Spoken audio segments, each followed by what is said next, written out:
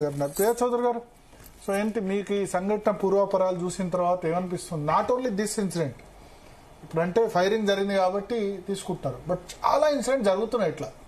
బక్రీద్ సందర్భంగా అయితే మొన్న ఎంత చేసినా సరే, గోరక్షకులు ఎంత చేసినా సరే దీనిలో లా ఎన్ఫోర్స్మెంట్ ఏజెన్సీస్ సరిగ్గా పనిచేయట్లేదు. ఎట్లా దీన్ని ఎదుర్కోండి? మీరు అడుగుతున్నారు లా ఎన్ఫోర్స్ సరిగా పనిచేయట్లేదని. నేను ఒక మాట మాట్లాడతానండి. అసలు దాన్ని పనిచేయించాల్సింది ఎవరు? జనము ఎవరిని ఎన్నుకోవాలండి? చట్టాలు అమలు చేయడం లేదు, అమలు చేయట్లేదని మనం మాట్లాడుకుంటున్నాం. చట్టాలను అమలు చేసేటటువంటి ప్రభుత్వాలను ఎన్నుకోవాల్సిన బాధ్యత ఎవరిది? ప్రభుత్వానిది, ప్రజలది. ఎవరిని ఎన్నుకోవాలి? ఇప్పుడు హిందువుకి అన్యాయం జరుగుతుంది, హిందువుకి అన్యాయం జరుగుతుందని ఇదే హిందువు పోయి ఎవరైతే అగైనెస్ట్ గా, హిందువుకి అగైనెస్ట్ గా మాట్లాడతారో అదే ప్రభుత్వానికి కదా ఈ జనాలు ఓటేస్తున్నారు.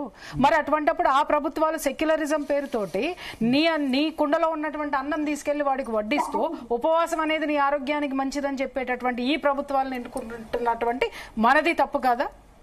200%. ఎంతసేపు వాడు సెక్యులర్ అని తెలుసు, ఒక్కొక్క పార్టీ ఒక్కొక్కళ్ళ కొమ్ము కాస్తదని స్పష్టంగా తెలుసు. రాజ్యాంగం ప్రకారం అన్ని ఉన్నాయి మనకి.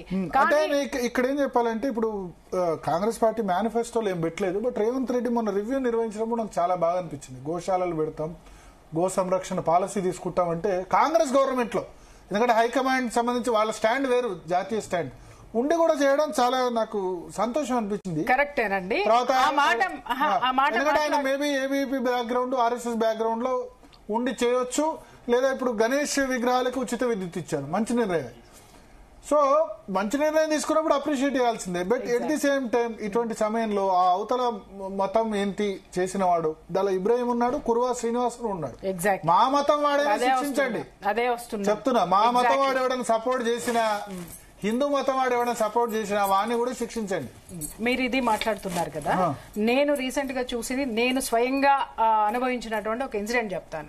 ఆంధ్రప్రదేశ్ లో ఒక అంటే అనంతవరం అని చెప్పేసి అని ఒక విలేజ్ ఉంది. ఆ విలేజ్ లో వెంకటేశ్వర స్వామి దేవాలయం ఉంటుంది కొండ మీద. కొండ కింద 3 ఆవు గోశాలలు ఉన్నాయండి. 3 గోశాలల్లో అక్కడ ఆవులు దిగుమతి అవుతున్నాయి. ఆ తర్వాత ఆవులు ఎక్కడికి పోతున్నాయి అనేది తెలియదు.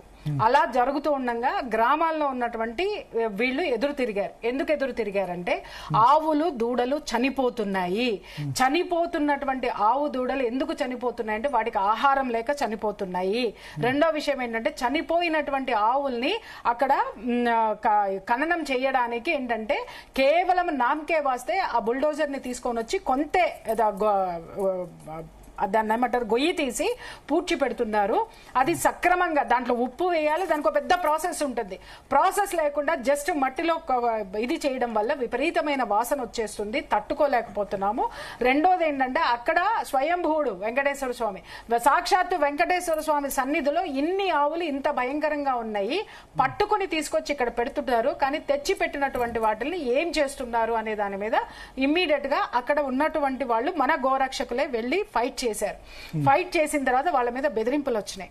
బెదిరింపులు వస్తే ఇమ్మీడియట్ గా నేను అక్కడికి వెళ్ళడం జరిగిందండి. వెళ్ళి అక్కడ ఉన్న వాళ్ళందరినీ ఇంటర్వ్యూలు చేసి వచ్చిన తర్వాత అక్కడ కరెక్ట్ గా ఆ గోశాలలో ఈ రోజు రాత్రి పోలీసులు తీసుకొచ్చి ఒక 300 గోవుల్ని ఇస్తారు.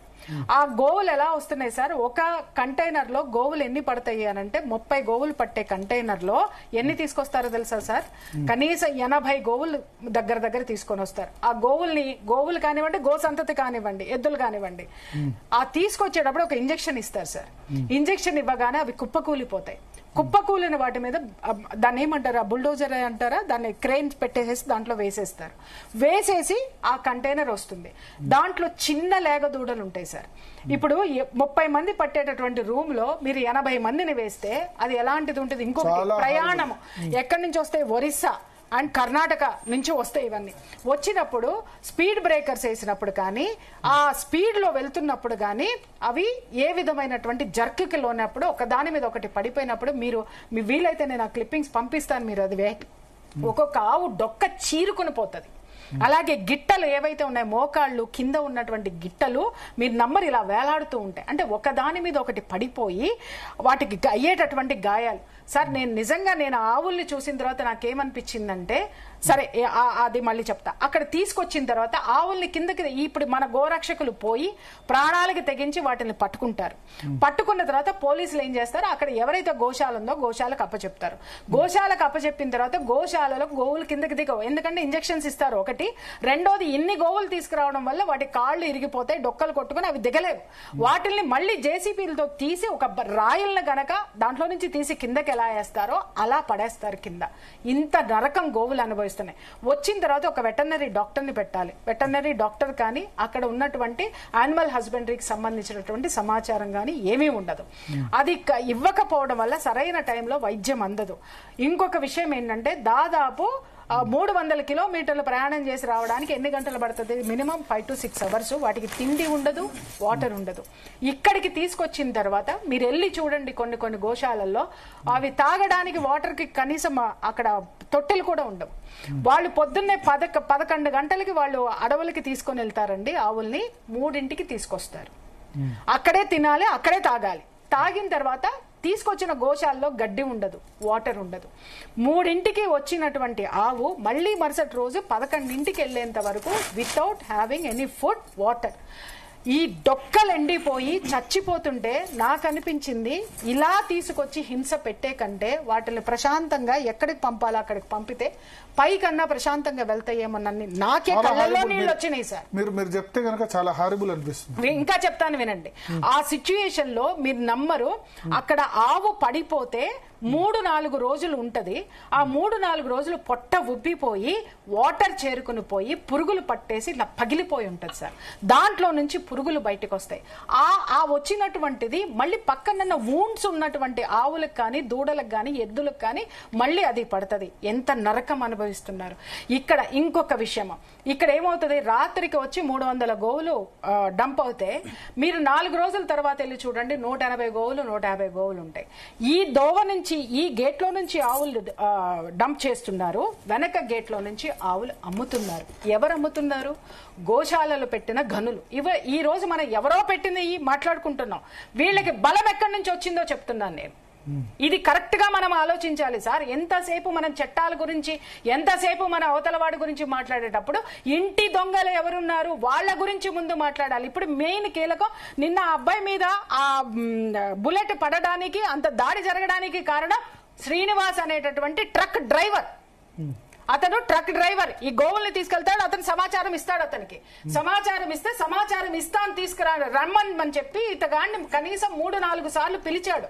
పిలిస్తే అతను తర్వాత వస్తానంటే మరి ఏ విధమైనటువంటి ఇది చూపించినాడో, రా అన్నా అని బలవంత పెడితే తప్పక, ఎందుకంటే ఎప్పుడు అతనే సమాచారం ఇస్తాడు కాబట్టి ఆ దీంతో వెళ్ళడం అనేటటువంటిది జరిగిన తర్వాత అతనికి కూడా తెలీదు వీళ్ళ దగ్గర కూర్చోపెడుతున్నారని. పొద్దున్న లెగిస్తే కమిషనర్ గారి స్టేట్మెంట్ ఏంటంటే, సిగ్గుపడాలి నిజంగా నేను చెప్తున్నాను.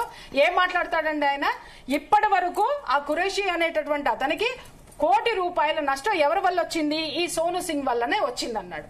అని ఏం చెప్తున్నాడు, 5 లక్షలు డిమాండ్ చేశాడు కాబట్టి కాల్చి చంపాడు అన్నాడు. ఇక్కడ నేను లీగల్ గానే మాట్లాడుతున్నా. ₹1 కోటి నష్టం వచ్చినటువంటి వాడికి, నష్టాలు పడుతున్నటువంటి వాడికి ఆఫ్టర్ ఆల్ 5 లక్షలు ఇవ్వడం అనేది అది చాలా భారమా? చెప్పండి సార్. ఇక్కడ ఇదే వాళ్ళు మాట్లాడిన మాటలే మనం డిస్కస్ చేద్దాం. ₹1 కోటి నష్టం వచ్చేటటువంటి వాడు 5 లక్షలకి చంపేస్తాడా? చంపేసి అంత పెద్ద ఇష్యూ నెత్తనేసుకుంటాడా? Point number 1. రెండోది ఏంటి, 11 సంవత్సరాల నుంచి అతను చేసేటటువంటి వ్యాపారం అదే. రెండోది ఏంటి, 288 కేసులు అతని మీద ఉన్నాయి. పోలీసు వ్యవస్థ ఏం చేస్తుందండి, పోలీసులు రిలీజ్ చేసి 288 కేసులు ఉన్నాయి.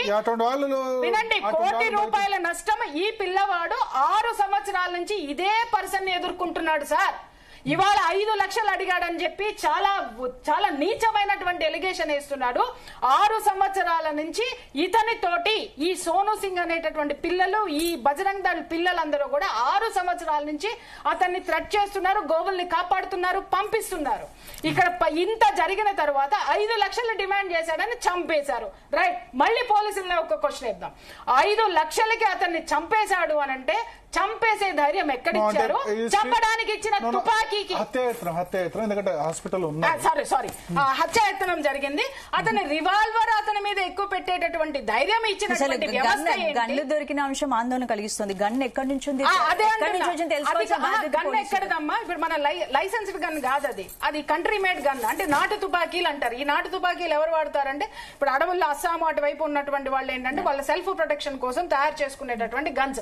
వీళ్ళకి ఎక్కడి నుంచి వచ్చినాయి అంటే ఈ దందా ఏ రేంజ్ లో నడుస్తుంది అనేది ఒక్కసారి ఆలోచించండి.